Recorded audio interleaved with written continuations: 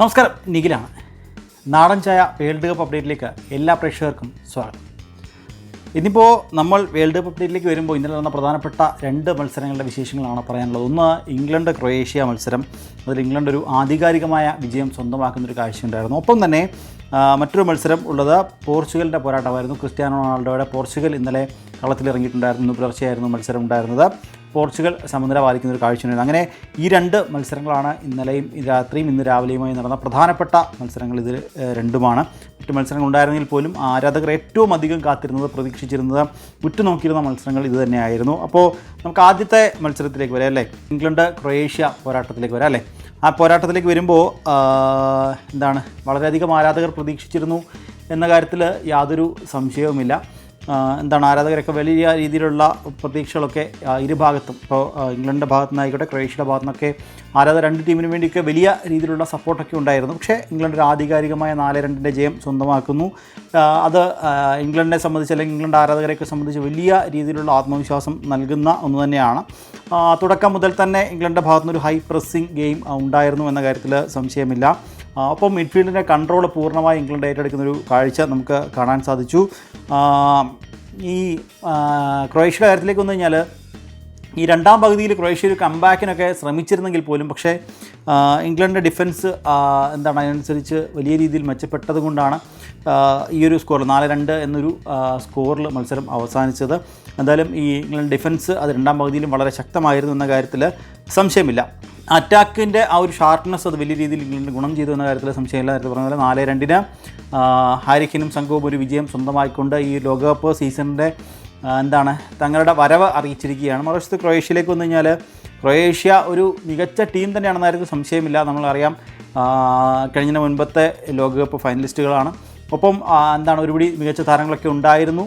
അന്നുണ്ടായിരുന്ന പല താരങ്ങളും മാറി പുതിയ താരങ്ങളൊക്കെ ടീമിലേക്കൊക്കെ വരുന്നു. വലിയ മാറ്റങ്ങളൊക്കെ ഉണ്ടായെങ്കിൽ പോലും അവരും ശക്തമായ ടീം തന്നെയാണ്. പക്ഷേ ഇംഗ്ലണ്ട് ഒരു ഫേവറേറ്റ് ടീമാണ്. ഒരു കിരീട നേട്ടം സാധ്യത കൽപ്പിക്കപ്പെടുന്നൊരു ടീം കൂടിയാണ്. അപ്പോൾ അതുകൊണ്ട് തന്നെ ഇംഗ്ലണ്ട് അതിനനുസരിച്ചിട്ടൊരു പ്രകടനം അവരുടെ ഭാഗത്തു നിന്നുണ്ടായി എന്ന കാര്യത്തിൽ സംശയമില്ല. ഇന്നലെ മറ്റൊരു പ്രധാനപ്പെട്ട പോരാട്ടം പോർച്ചുഗലും കോങ്കോയും തമ്മിലാണ്. DR കോങ്കോ എന്നാണ് അവരുടെ പേര്. ഡെമോക്രാറ്റിക് റിപ്പബ്ലിക് ഓഫ് കോങ്കോ എന്നാണ്. അങ്ങനെ DR കോങ്കോയും തമ്മിൽ ഉള്ളൊരു പോരാട്ടമായിരുന്നു. അത്യന്തം വാശിയേറിയ അല്ലെങ്കിൽ ആവേശം നിറഞ്ഞൊരു പോരാട്ടമായിരുന്നു. കാരണം ആരാധകരൊക്കെ വലിയ രീതിയിൽ ഉറ്റുനോക്കിയിരുന്നൊരു മത്സരമായിരുന്നു ഈ പോർച്ചുഗലും കോങ്കോയും തമ്മിലുള്ളത്. കാരണം പോർച്ചുഗൽ ആദ്യ പോരാട്ടത്തിന് ഇറങ്ങുന്നു. ലയണൽ മെസ്സിയെ പോലൊരു താരം അർജൻറ്റീനയ്ക്ക് വേണ്ടി ഹാട്രിക് നേടുന്നു, മികച്ച രീതിയിൽ കളിക്കുന്നു. ഒപ്പം എംബാപ്പെ കളിക്കുന്നു, ഹാലൻഡ് കളിക്കുന്നു. അങ്ങനെ അറിയപ്പെടുന്ന താരങ്ങൾ അല്ലെങ്കിൽ പ്രധാന താരങ്ങളൊക്കെ മികച്ച രീതിയിൽ കളിക്കുന്നു.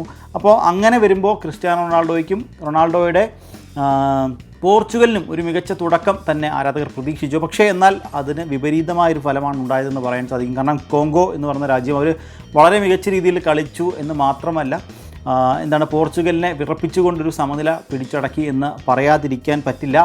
പിന്നെ മത്സരത്തിലേക്ക് വന്നാൽ മത്സരത്തിൽ ഉടനീളം ക്രിസ്ത്യാനോ റൊണാൾഡോ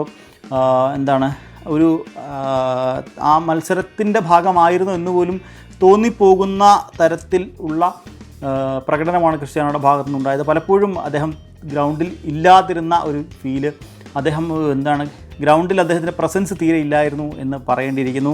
അദ്ദേഹം കോങ്കോ പോസ്റ്റിനടുത്തേക്ക് കൂടുതൽ അറ്റാക്കിന് വേണ്ടി ശ്രമിച്ചിരുന്നു എങ്കിൽ പോലും പലപ്പോഴും അദ്ദേഹത്തിൻ്റെ കാലിലേക്ക് പന്ത് എത്തുകയോ അല്ലെങ്കിൽ സഹതാരങ്ങൾ അദ്ദേഹത്തിന് വേണ്ടി പാസ് ഒരുക്കുകയോ ഒന്നും ചെയ്തിരുന്നില്ല. അത് വലിയ രീതിയിൽ വിമർശനങ്ങൾക്കൊക്കെ വഴി വെച്ചിട്ടുണ്ട്. സാമൂഹ്യ മാധ്യമങ്ങളടക്കം വലിയ രീതിയിലുള്ള വിമർശനം ഇതിനോടകം തന്നെ ഉയർന്നു കഴിഞ്ഞിട്ടുണ്ട്. ഫിനിഷിങ്ങിലെ പോരായ്മയൊക്കെ അവർക്ക് വലിയ രീതിയിൽ തിരിച്ചടിയായി എന്ന് പറയാൻ സാധിക്കും. നേരത്തെ പറഞ്ഞതുപോലെ കോങ്കോ അത് 1-1 മനോഹരമായ സമനില.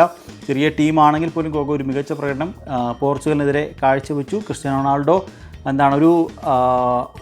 ഒട്ടും പ്രസൻസ് ഇല്ലാതെ ഒരു താരമായി മാറുന്നൊരു കാഴ്ചയും നമുക്ക് ഇന്നലെ എന്തായാലും കാണാൻ സാധിച്ചു. അപ്പോൾ ഇത് രണ്ടുമായിരുന്നു ഇന്നലെ നടന്ന പ്രധാനപ്പെട്ട രണ്ട് പോരാട്ടങ്ങൾ എന്ന് പറയുന്നത്. ഇന്നത്തെ മത്സരത്തിലേക്ക് വരികയാണെങ്കിൽ ഇന്നിനി നടക്കാനിരിക്കുന്നത് ചെക്ക് റിപ്പബ്ലിക്കും ഒപ്പം ദക്ഷിണാഫ്രിക്കയും തമ്മിലൊരു പോരാട്ടമാണ് എന്ന് പറയാം. ചെക്കിൻ്റെ കാര്യത്തിലേക്ക് വരികയാണെങ്കിൽ ഫിസിക്കൽ ഫുട്ബോൾ, ഡിഫൻസീവ് ഓർഗനൈസേഷൻ, ഇതൊക്കെയാണ് അവരുടെ പ്രധാനപ്പെട്ട കൈമുതൽ എന്ന് പറയാം. ഒപ്പം അവരുടെ ഒരു കൺസേൺ ആയിട്ടുള്ളത് ചാൻസസ് അതെങ്ങനെ കൺവേർട്ട് ചെയ്യുന്നു എന്നുള്ളതാണ് അവരുടെ ഒരു പ്രധാനപ്പെട്ട കൺസേൺ എന്ന് പറയുന്നത്. ദക്ഷിണാഫ്രിക്കയിലേക്ക് വന്നു കഴിഞ്ഞാൽ ക്വിക്ക് ട്രാൻസിഷൻ ഒക്കെ അവർക്ക് വലിയ രീതിയിലുണ്ട്. അത് വലിയ രീതിയിൽ ഗുണം ചെയ്യാനുള്ള സാധ്യതയുണ്ട്. അവരുടെ കൺസേൺ എന്ന് പറയുന്നത് ഡിഫൻസിലെ ഒരു മിസ്റ്റേക്കുകൾ അവർക്ക് വലിയ രീതിയിൽ ദോഷം ചെയ്യാൻ സാധ്യതയുണ്ട് എന്നുള്ളതാണ്. അതാണ് ചെക്ക് റിപ്പബ്ലിക് ദക്ഷിണാഫ്രിക്ക മത്സരത്തിൻ്റെ കാര്യം. മറ്റൊരു മത്സരം നടക്കാനുള്ളത് സ്വിറ്റ്സർലൻഡും ബോസ്നിയയും തമ്മിലൊരു പോരാട്ടമാണ്. അതും ആരാധകരൊക്കെ ഉറ്റുനോക്കുന്നൊരു കാര്യമാണ്. കാരണം ഒരു ഗ്രൂപ്പിൻ്റെ സാധ്യതകളൊക്കെ നിർണ്ണയിക്കാൻ ഈ മത്സരഫലം എന്തായാലും ആവശ്യമാണ്. കാരണം നമുക്കറിയാം ഈ സ്വിറ്റ്സർലൻഡ് ബോസ്നിയ പോരാട്ടത്തിലേക്ക് വരുമ്പോൾ അതേ ഗ്രൂപ്പിൽ തന്നെ ഉള്ള മറ്റൊരു പോരാട്ടം കൂടി നടക്കുന്നുണ്ട്. കാനഡയും ഖത്തറും തമ്മിലൊരു പോരാട്ടം നടക്കുന്നുണ്ട്. ഖത്തറും സ്വിറ്റ്സർലൻഡും തമ്മിലായിരുന്നു ആദ്യ ഒരു പോരാട്ടം.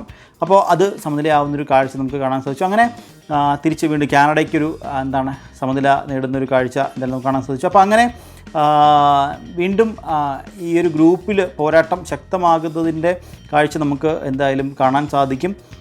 സ്വിറ്റ്സർലൻഡിലേക്ക് വന്നു കഴിഞ്ഞാൽ നേരത്തെ പറഞ്ഞതുപോലെ ആദ്യ മത്സരത്തിൽ ഒരു സമനിലയുണ്ട്. അപ്പോൾ അതുകൊണ്ട് ഒരു വിജയം അവർക്ക് അനിവാര്യമാണ്. അവരുടെ ഡിഫൻസിൽ തന്നെയാണ് അവർക്ക് ഏറ്റവും വലിയ പ്രതീക്ഷ എന്ന കാര്യത്തിൽ സംശയമില്ല. ഒപ്പം സെറ്റ് പീസുകൾ കൊണ്ട് അവർ ഗോളൊക്കെ നേടാനുള്ള സാധ്യതയും വളരെ കൂടുതലാണ്. എന്തായാലും അങ്ങനെ സ്വിറ്റ്സർലൻഡ് ബോസ്നിയ പോരാട്ടത്തിന് കളം ഒരുങ്ങുന്നുണ്ട്.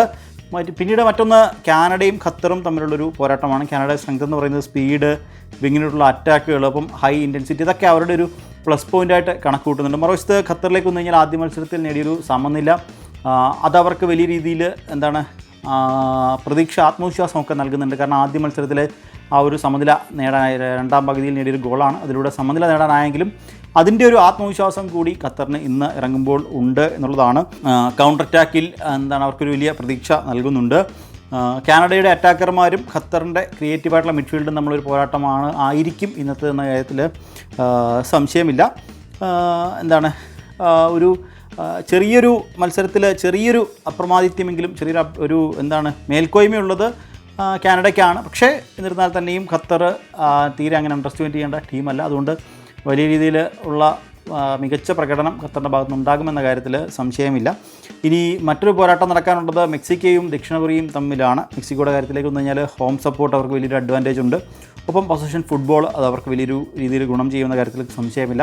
നമുക്കറിയാം ഉദ്ഘാടന മത്സരം മെക്സിക്കോയും ദക്ഷിണാഫ്രിക്കയും തമ്മിലായിരുന്നു എന്നുള്ളതാണ്. അപ്പോൾ അതുകൊണ്ട് തന്നെ ഒരു ഹോമിൻ്റെ അഡ്വാൻറ്റേജ് അന്നും മെക്സിക്കോ ഒരു അഡ്വാൻറ്റേജ് എടുക്കുന്നത് നമ്മൾ കണ്ടതാണ്. അപ്പോൾ അതുകൊണ്ട് തന്നെ ആ ഒരു അഡ്വാൻറ്റേജ് എന്തായാലും അവർക്ക് വലിയ രീതിയിൽ ഗുണം ചെയ്യുന്ന കാര്യത്തിൽ സംശയമില്ല. സൗത്ത് കൊറിയയിലേക്ക് വന്നു കഴിഞ്ഞാൽ ഫാസ്റ്റായിട്ടുള്ള ട്രാൻസിഷൻ തന്നെയാണ് അവരുടെ ഏറ്റവും വലിയ പ്രത്യേകത എന്നുള്ളത്. അപ്പോൾ ഒരു കൗണ്ടർ അറ്റാക്ക് എബിലിറ്റിയൊക്കെ അവർക്കുണ്ട് എന്ന കാര്യത്തിൽ സംശയമില്ല. അപ്പോൾ ഇതൊക്കെയാണ് ഇന്നിനി നടക്കാൻ പോകുന്ന മത്സരങ്ങൾ ഉള്ളത്. ഇന്നലെ പറഞ്ഞ പോലെ ഇന്നലത്തെ രണ്ട് പോരാട്ടങ്ങൾ വളരെ വലിയ മികച്ച ആരാധകർ ഉറ്റുനോക്കിയിരുന്ന പോരാട്ടങ്ങൾ രണ്ടെണ്ണം ഉണ്ടായിരുന്നു. പോർച്ചുഗലിൻ്റെയും ഇംഗ്ലണ്ടിൻ്റെയും പോരാട്ടങ്ങൾ ഉണ്ടായിരുന്നു. പക്ഷേ ഇന്നിനി വരുമ്പോൾ അങ്ങനെ ആരാധകർ ഉറ്റുനോക്കുന്ന വലിയ പോരാട്ടങ്ങളില്ല. പക്ഷേ എന്നിരുന്നാൽ തന്നെയും ഏവരും ഉറ്റുനോക്കുന്ന, അതായത് ഗ്രൂപ്പിലെ ആദ്യ സ്ഥാനക്കാരെയൊക്കെ തീരുമാനിക്കാൻ ഇന്നത്തെ മത്സരമൊക്കെ വലിയ രീതിയിൽ നിർണായകമാകുമെന്ന കാര്യത്തിലൊന്നും സംശയമില്ല. ഈ പറഞ്ഞാൽ പിന്നെ അധികം ആരാധകർ ഖത്തറിൻ്റെ ഒരു പോരാട്ടം അത് ഖത്തർ ആരാധകരൊക്കെ വലിയ രീതിയിൽ ഉറ്റുനോക്കുന്നുണ്ട്. ഒപ്പം ഈ മെക്സിക്കോ സംബന്ധിച്ചൊരു ആതിഥേയ രാജ്യം എന്ന രീതിയിൽ അത് വലിയ രീതിയിലുള്ള ഇതാണ്. ഒപ്പം നടക്കാൻ പോകുന്ന ഓരോ ദിവസം കഴിയുമ്പോഴും മത്സരം ഇങ്ങനെ വലിയ രീതിയിലുള്ള ആവേശത്തിലേക്കൊക്കെ വരികയാണെന്ന കാര്യത്തിൽ സംശയമില്ല. ഇനി അങ്ങോട്ട് വരുന്ന ദിവസങ്ങളിലൊക്കെയും മത്സരം കൂടുതൽ ആവേശം നിറഞ്ഞതാവട്ടെ എന്ന് നമുക്കും ആശ്വസിക്കാം. എന്തായാലും ഇന്നത്തെ വേൾഡ് കപ്പ് അപ്ഡേറ്റിൻ്റെ സമയം ഇവിടെ പൂർണ്ണമാവുകയാണ്. This is Nikhil Kumar signing of.